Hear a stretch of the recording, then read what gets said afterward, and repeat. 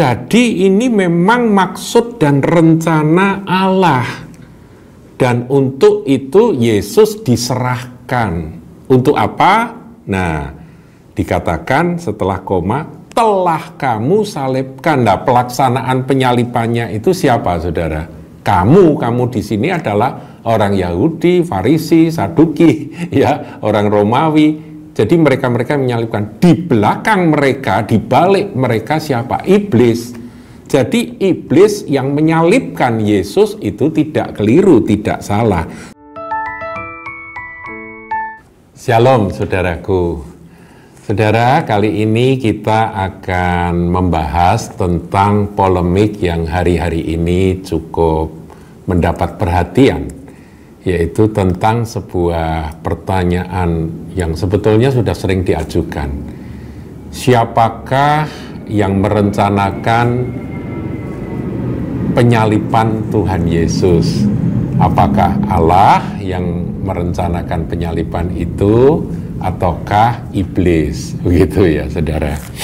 Nah, saudaraku, di dalam perbantahan mengenai topik ini kita melihat bahwa sebetulnya dua-duanya ada kebenaran. Artinya ada iblis yang memang ingin membunuh Yesus. Kemudian ada grand design dari Allah yang memang ingin menyelamatkan manusia, dan untuk menyelamatkan manusia harus ada korban. Itu grand design, dan itu tergambar di dalam peristiwa di Perjanjian Lama ketika umat Israel mau keluar dari perbudakan di Mesir.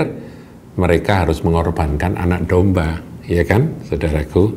Atau kita lihat aja itu ayatnya. Anak domba yang disembelih itu ya di hari Paskah itu, saudara. Ya, ini di dalam Keluaran 12 ayat yang ke-5 sampai yang ke-7. Anak dombamu itu harus jantan, tidak bercela, berumur setahun, dan kamu boleh ambil domba atau kambing. Kamu harus mengurungnya sampai hari yang ke-14 bulan ini. Lalu seluruh jemaat Israel yang berkumpul harus menyembelihnya pada waktu senja.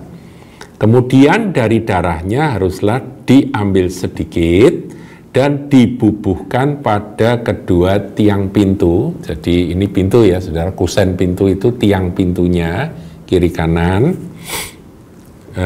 Dan pada ambang atas, jadi di atas ya, di atas itu ada darah yang dioleskan di sana.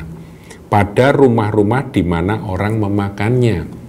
Dan ini nanti ada kaitannya dengan apa yang disebut dengan tulah ke-10, yaitu anak sulung dari setiap rumah yang tidak ada tanda darah akan mati.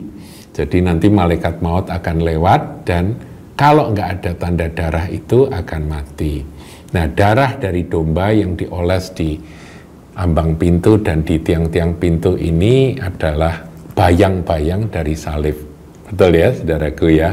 Nah, dari bayang-bayang salib itu kita tahu, saudara, bahwa sejak Perjanjian Lama tentang Paskah itu, perayaan Paskah yang nanti diperingati oleh umat Israel, dirayakan oleh umat Israel dengan penyembelihan domba itu sebetulnya, saudara, itu merupakan gambaran dari grand design Allah untuk menyelamatkan umat manusia. Kalau umat Israel pada waktu itu dimerdekakan dari perbudakan Mesir, nah nanti dalam penggenapannya anak domba itu yang dikorbankan itu akan menjadi keselamatan bagi umat manusia yang diperbudak oleh dosa. Ya, kalau di Perjanjian Lama Israel diperbudak oleh Mesir, oleh Fir'aun.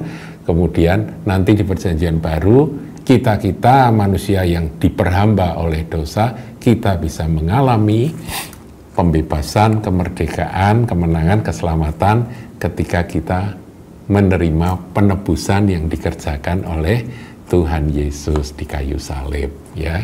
Nanti maut itu tidak akan mendatangi kita karena ada tanda darah salib itu. Nah, kira-kira gambaran ini bisa diterima, saudaraku ya, bahwa grand design Bapa bahwa akan ada keselamatan bagi umat manusia yang berdosa melalui korban. Siapa yang dikorbankan? Kalau di perjanjian lama anak domba, maka di perjanjian baru anak domba Allah ya. Saya akan bacakan ayat yang terkenal dari apa yang diucapkan oleh Yohanes Pembaptis ketika melihat Yesus berjalan. Dalam Yohanes 1 ayat 29 dikatakan, pada keesokan harinya Yohanes melihat Yesus datang kepadanya. Waktu Yesus berjalan datang kepadanya, ia berkata, ini Roh Kudus yang memberi pewahyuan, lihatlah anak domba Allah yang menghapus dosa dunia. Kata menghapus itu airo, saudaraku ya, airo bahasa aslinya. Artinya mengangkat, memikul, menanggung dosa dunia. Jadi Yesus itulah anak domba, dan anak domba itu kalau di dalam peristiwa Paskah disembelih. Makanya penyaliban Tuhan Yesus juga terjadi pada hari Paskah, sebelum Paskah ya kan, dia disembelih. Kalau anak domba disembelih, maka dia disalibkan. Nah, saudara, Rasul Paulus juga berkata bahwa anak domba Paskah kita sudah tersembelih, begitu ya. Itu Yesus, saudara. Nah, kalau dikatakan bahwa yang merencanakan kematian penyaliban Yesus itu adalah iblis, ya nanti saya akan jelaskan bahwa memang iblis berusaha membunuh Yesus melalui ahli Taurat, orang Farisi, orang-orang Yahudi yang membenci Yesus, kemudian serdadu Romawi, bahkan melalui Pontius Pilatus. Nah, ini semua, saudaraku, terjadi. Jadi, memang iblis itu pencuri, pembunuh, pembinasa. Jadi, yang melaksanakan eksekusi itu kan manusia-manusia ini. Siapa yang mendorong mereka untuk melakukan penyaliban? Iblis, saudara. Jadi kalau dikatakan iblis yang menyalibkan Yesus juga tidak salah. Tetapi grand design dari Bapa untuk menyelamatkan umat manusia itu sejak perjanjian lama sudah ada. Dan Yesus pun tahu, saudara. Tahu bahwa dirinya itu datang untuk itu. Makanya dia berkata, bahwa seperti Musa meninggikan akan itu ya patung ular tembaga, itu demikian anak manusia harus ditinggikan. Itu dia sudah berbicara pada Nikodemus tentang hal yang sama, saudara, yaitu bahwa dia nanti akan mati disalib. 3 kali kepada murid-muridnya Tuhan Yesus berkata bahwa aku nanti akan mati disalibkan. Jadi Tuhan tahu, Tuhan Yesus tahu, karena dia juga firman Allah yang hidup. Jadi dia tahu apa yang menjadi grand design keselamatan bagi umat manusia. Tapi eksekusinya dilakukan oleh manusia-manusia yang dirasuk iblis. Nah, kalau sudah tanya, kok bisa tahu mereka dirasuk iblis? Nah, kita lihat perbantahan atau dialog perdebatan antara Yesus dengan orang-orang Yahudi, saudaraku. Nah, kita lihat sekarang dalam Yohanes pasal 8. Ayat 39, saudara ya, saya bacakan. Jawab mereka kepadanya, ini orang-orang Yahudi ya, yang berusaha membunuh Yesus. Atau 37, saudara, kita ya. Saya lihat ini 37 bagus. Aku tahu bahwa kamu adalah keturunan Abraham. Orang Yahudi kan keturunan Abraham. Tetapi kamu berusaha untuk membunuh aku. Jadi orang-orang Yahudi pada waktu itu benci pada Yesus dan berusaha membunuh Tuhan Yesus, karena firmanku tidak beroleh tempat di dalam kamu. Jadi kalau dikatakan bahwa apakah usaha penyaliban itu adalah usaha dari mereka, ya dari orang-orang dari orang-orang yang di ini keturunan Abraham yang berusaha membunuh. Iya, memang benar. Nah, kemudian kita lihat ayat yang ke 39. Jawab mereka kepadanya, Bapa kami adalah Abraham.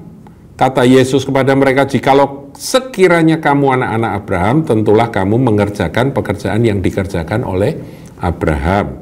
Ayat 40. Tetapi yang kamu kerjakan ialah berusaha membunuh aku. Jadi mereka berusaha membunuh Tuhan Yesus. Aku seorang yang mengatakan kebenaran kepadamu, yaitu kebenaran yang kudengar dari Allah. Pekerjaan yang demikian tidak dikerjakan oleh Abraham. Jadi berusaha membunuh Tuhan Yesus. Jadi mereka itu ya, siapa yang dorong mereka untuk membunuh Tuhan Yesus? Ayat 44. Iblislah yang menjadi bapakmu dan kamu ingin melakukan keinginan bapakmu. Keinginan bapak adalah mencuri, membunuh, binasakan ya. Itu iblis ya saudaraku. Ia adalah pembunuh manusia sejak semula, tidak hidup dalam kebenaran. Sebab di dalam dia tidak ada kebenaran. Apabila ia berkata dusta, ia berkata atas kehendaknya sendiri. Sebab ia adalah pendusta dan bapak segala dusta. Jadi orang-orang yang mau membunuh Yesus itu sedang melakukan kehendak iblis. Jadi saya tidak katakan bahwa yang menyalibkan Yesus itu bukan iblis, iblis yang menyalibkan Yesus. Nah, buktinya ada di mana, saudaraku? Ya, kita lihat sekarang dalam 1 Korintus 2 ayat yang ke, ini agak dalam, saudara. Jadi saudara pelan-pelan mengamati ini, nanti saudara akan paham. Ayat 6, saudara. Sungguh pun demikian, kami memberitakan hikmat di kalangan mereka yang telah matang, yaitu hikmat yang bukan dari dunia ini dan yang bukan dari penguasa-penguasa dunia ini. Jadi Paulus sampaikan bahwa kami memberitakan hikmat, sebuah kebijaksanaan, sebuah hikmat di kalangan mereka yang telah matang, yaitu hikmat bukan dari dunia ini, bukan dari penguasa-penguasa dunia. Nah, penguasa dunia ini mengacu pada dua, yaitu penguasa dunia roh dan penguasa dunia yang di bumi, yaitu penguasa-penguasa yang akan ditiadakan, baik yang di udara akan ditiadakan, yang di bumi pun akan ditiadakan pada waktunya. Ayat 7 perhatikan. Tetapi yang kami beritakan ialah hikmat Allah. Jadi ada satu hikmat Allah yang tersembunyi dan rahasia. Jadi hikmat Allah yang merupakan sebuah misteri, rahasia, yang sebelum dunia kan telah disediakan Allah bagi kemuliaan kita. Jadi Tuhan punya rencana. Ini yang disebut grand design tadi, saudaraku. Rencana besar, agung dan mulia. Itu merupakan rahasia. Ayat 8, ini kuncinya. Saudara perhatikan ayat 8. Tidak ada dari penguasa dunia ini yang mengenalnya. Yang mengenal akan grand design tersebut. Yang mengenal akan hikmat Allah yang tersembunyi tersebut. Nggak ada yang bisa mengenalnya.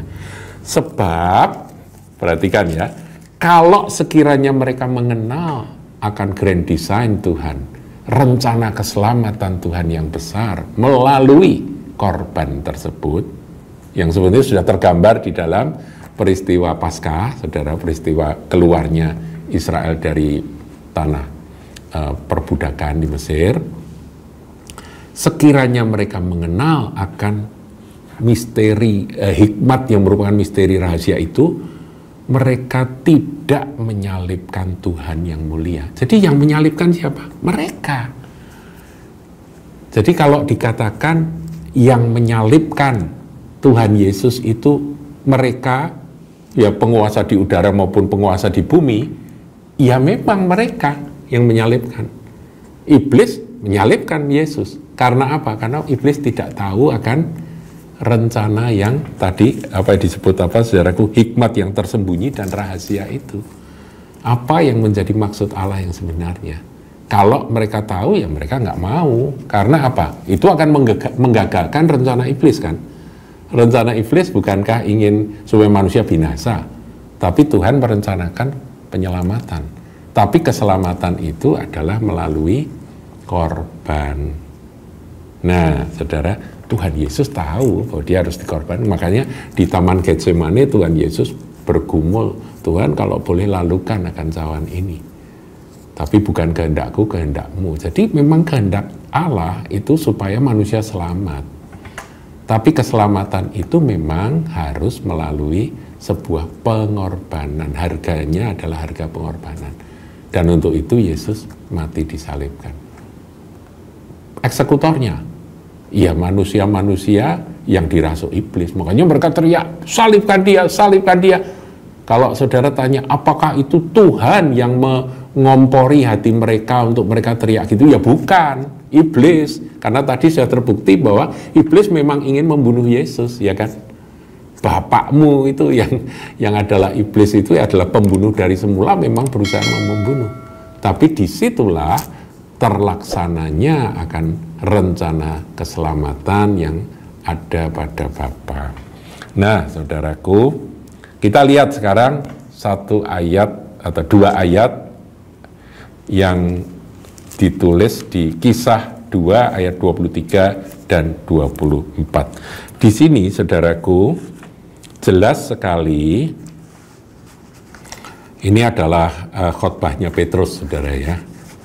Khotbah Petrus di hari Pentakosta. Ini khotbah yang luar biasa, saudara. Dari khotbah yang seperti ini, 3.000 orang bertobat dan dibaptiskan. Nah, saya bacakan, saudara, ayat 23. Dia, Yesus, yang diserahkan Allah menurut maksud dan rencananya, telah kamu salibkan. Nah, coba di sini ya kita kupas, saudara. Yesus diserahkan oleh Allah, di sini mengacu pada Bapa, diserahkan oleh Bapa karena demikian Allah mengasihi dunia ini sehingga dikaruniakan anaknya yang tunggal, diserahkan. Dan Yesus pun juga menyerahkan dirinya, sebab dia kalau dia mau menyelamatkan dirinya bisa, dia bilang dia bisa, waktu di Taman Getsemane aja dia bilang bahwa dia bisa memanggil akan 12 legiun malaikat. Jadi sebetulnya mau selamat juga mau menghindar juga bisa, tapi dia rela karena kasih. Dia rela untuk menggantikan akan penghukuman yang seharusnya menimpa umat manusia. Dia rela menggenapi akan grand design dari Bapa untuk keselamatan umat manusia. Dia rela, manusia Yesus, saudaraku, rela. Kemudian dikatakan dia yang diserahkan Allah menurut maksud dan rencananya. Jadi ini memang maksud dan rencana Allah. Dan untuk itu Yesus diserahkan. Untuk apa? Nah, dikatakan setelah koma, telah kamu salibkan. Nah, pelaksanaan penyalipannya itu siapa, saudara? Kamu di sini adalah orang Yahudi, Farisi, Saduki, ya, orang Romawi. Jadi mereka menyalibkan. Di belakang mereka, di balik mereka siapa? Iblis. Jadi iblis yang menyalibkan Yesus itu tidak keliru, tidak salah. Tetapi maksud rencana Bapa untuk menyelamatkan manusia, apa yang tadi saya sebut dengan istilah grand design Allah, yang bayang-bayangnya kita bisa lihat dalam peristiwa Paskah itu, saudaraku, anak domba yang dikorbankan, itulah yang terlaksana di dalam ayat ini. Telah kamu salibkan dan kamu bunuh. Yang bunuh siapa? Yaitu anak-anak dari bapak pendusta itu, bapak pembunuh itu, yang dikatakan oleh Tuhan Yesus, kamu mengikuti keinginan dari bapakmu yang adalah pembunuh dari mulanya. Nah itu, saudaraku, jadi kita harus paham grand design Allah untuk menyelamatkan umat manusia itu ya dan amin. Apakah Allah tahu bahwa itu harus melalui penyalipan? Ya dan amin, karena ada ayat-ayat di dalam Perjanjian Lama. Di dalam Mazmur 22 itu penyalipan komplit sekali di sana. Hamba yang menderita, Yesaya 53, itu juga lengkap di sana. Jadi saudaraku, kita nggak boleh menyangkal berkata bahwa penyalipan itu bukan rencana Allah, tidak demikian. Tetapi siapakah yang melaksanakan pembunuhan Yesus itu pasti iblis ada di sana. Dan iblis terkecoh, saudaraku. Karena tadi kita sudah belajar tentang 1 Korintus 2 ayat 7-8 bahwa iblis itu ya penguasa di udara maupun penguasa di bumi pada waktu itu yang punya kuasa untuk menghukum mati Yesus itu, mereka tidak mengenal akan hikmat yang tersembunyi, hikmat Allah yang tidak mereka ketahui. Ya tadi dikatakan yang tersembunyi itu tadi, rahasia itu tadi, yang merupakan sebuah misteri. Nah, jadi demikian saudaraku. Jadi di ayat 23 ini, ya kamu bunuh oleh tangan bangsa-bangsa durhaka, yaitu orang Romawi. Jadi Yahudi, Romawi itu semua provokasi oleh iblis untuk membunuh Yesus melalui penyaliban. Ya, itu benar. Tetapi yang menyerahkan itu adalah Allah. Termasuk Yesus sendiri menyerahkan dirinya. Ngerti ya, saudaraku? Jadi dua-duanya sebetulnya sama-sama ada kebenaran bahwa yang menyalibkan siapa? Ya iblis melalui manusia-manusia yang jahat ini. Kemudian siapakah yang punya grand design sampai pada keselamatan manusia melalui salib? Itu juga Allah. Ya, jadi dua-dua sama-sama benar. Nah, sekarang ayat 24, tetapi Allah membangkitkan dia dan melepaskan dia dari sengsara maut, karena tidak mungkin ia tetap berada dalam kuasa maut itu. Ini kebangkitan, saudara. Ya, setelah kebangkitan iblis kecelek. Wow, ternyata dia bangkit. Waduh, gagal usaha kita untuk membuat manusia binasa. Karena juru selamat sudah menyelesaikan tugasnya dengan mati dan dikuburkan dan bangkit. Saudaraku, sebetulnya sesederhana itu penjelasan Alkitabiah. Jadi menurut saya polemik tentang siapa yang merencanakan penyaliban ya sudah, kita sudahi saja. Lebih tepat kita katakan ada grand design dari Tuhan untuk keselamatan umat manusia, dan memang itu harus melalui salib karena ada ayat-ayatnya. Tapi pelaksanaan penghukuman itu atas kemarahan dan usaha pembunuhan dari iblis melalui manusia-manusia yang saat itu membenci Yesus. Paham ya, saudaraku? Nah, kalau begini kan sebetulnya tidak terlalu kita nggak perlu memperpanjang, kita nggak perlu berpusing-pusing untuk berpolemik tentang hal topik yang satu ini. Tuhan Yesus memberkati. Jangan lupa like, comment, share, dan subscribe channel GKBK Hal Semarang.